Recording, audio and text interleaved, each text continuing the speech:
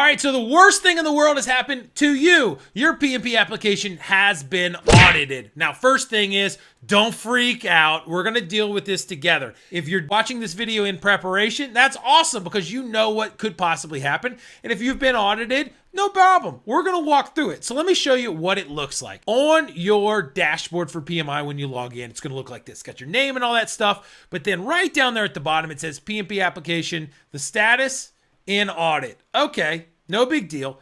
Now, they have a button that called audit process. Click that. See, they want you to be calm. It says not to worry. This is a randomly selected audit process. Here's what you'll need. A transcript of your academic education, certificates for professional education entries. Those are PDUs. That's what you get from me for the class, right?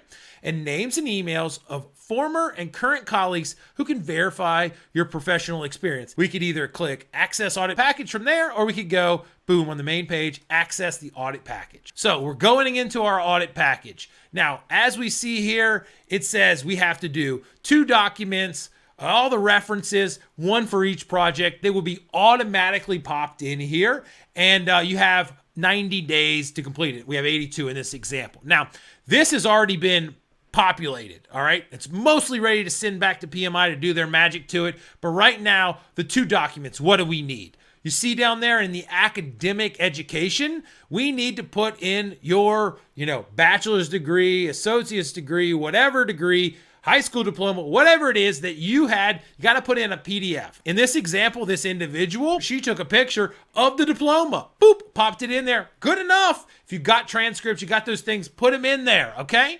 So when we're in our prep process for writing our application, we just want to kind of make sure that these are available to us. Be able to be putting them in there if we need to. So we uploaded a PDF. That's what you need to do right there.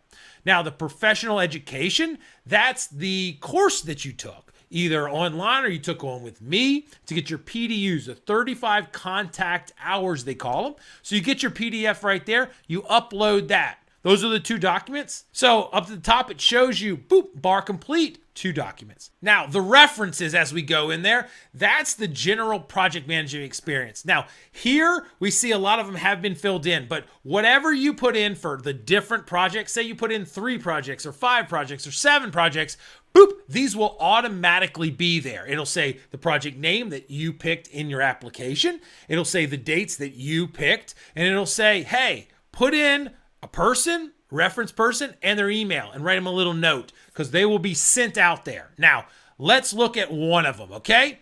It says update reference, so I'll say what was in there. We have full name. You type the person's full name. You type the person's email, and you write them a little note. In this one, we say, hey, PMI has asked for references for, when I served as a project manager on this project. Can you please provide them? So we have a little clear indication of what we want you to write in there. It's very simple. You just put that in there, copy, paste, and you hit the button, send reference request. What will happen on the back end is PMI through their automation, bang, will send the message to the person that you send it to and say, hey, fill this out. Now, you won't see what they say, but it will go to PMI. And when it is done, what it'll show is, look at the top.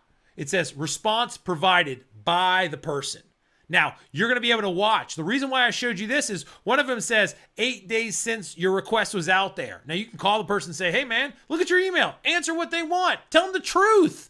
And then they'll do it. But if that's not working, you can either resend the request or you can change it. You can put in a new person and say that person's, not answering it. Send it to another person and have them do it. So you need to do that for every one of your projects. Send it off and get it done. Once that's complete, boom, your job is done. It's in the system. They're going to take 3 to 5 days to evaluate it, tell you, yep, we checked you. The random audit is approved. Now you can select your exam date and go off and be PMP certified. Let's do this.